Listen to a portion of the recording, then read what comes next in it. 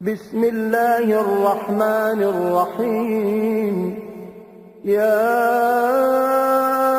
أيها النبي إذا طلقتم النساء فطلقوهن لعدتهن وأحصوا العدة واتقوا الله ربكم لا تخرجوهن من بيوتهن ولا يخرجن إلا أن يأتين بفاحشة مبينة وتلك حدود الله ومن يتعد حدود الله فقد ظلم نفسه لا تدري لعل الله يحدث بعد ذلك أمرا فإذا بلغن أجلهن فأمسكوهن بمعروف أو فارقوهن بمعروف وأشهدوا ذوي عدل منكم وأقيموا الشهادة لله ذلكم يوعظ به من كان يؤمن بالله واليوم الآخر ومن يتق الله يجعل له مخرجا ويرزقه من حيث لا يحتسب ومن يتوكل على الله فهو حسبه إن الله بالغ أمره قد جعل الله لكل شيء قدرا واللائي يئسن من المحيض من نسائكم إن ارتبتم فعدتهن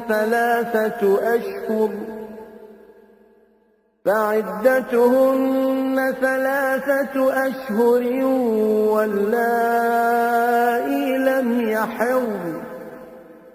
وأولاة الأحمال أجلهن أن يضعن حملهن ومن يتق الله يجعل له من أمره يسرا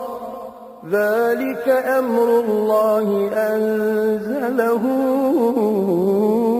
إليكم ومن يتق الله يكفر عنه سيئاته ويعظم له أجرا أسكنوهن من حيث سكنتم من وجدكم ولا تضاروهن لتضيقوا عليهن وإن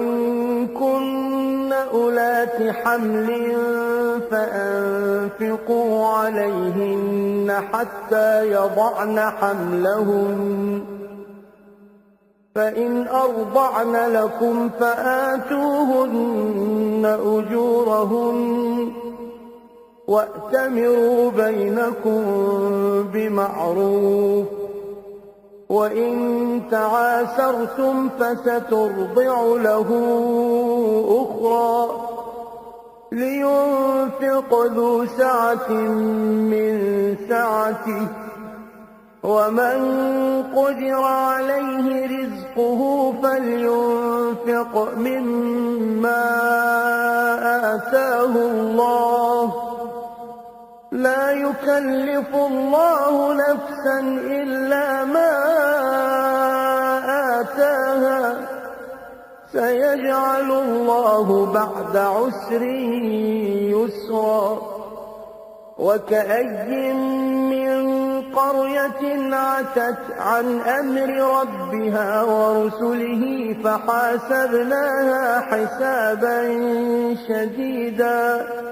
فحاسبناها حسابا شديدا وعذبناها عذابا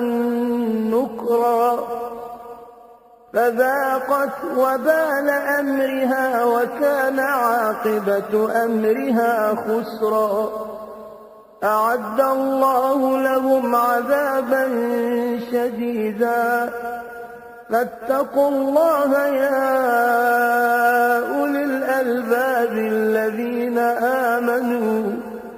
قد أنزل الله إليكم ذكرا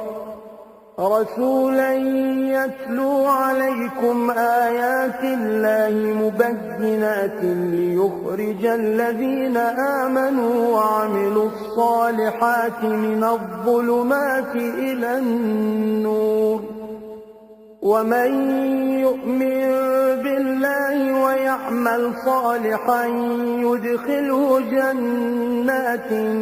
تجري من تحتها الأنهار خالدين فيها أبدا قد أحسن الله له رزقا الله الذي خلق 7 سماوات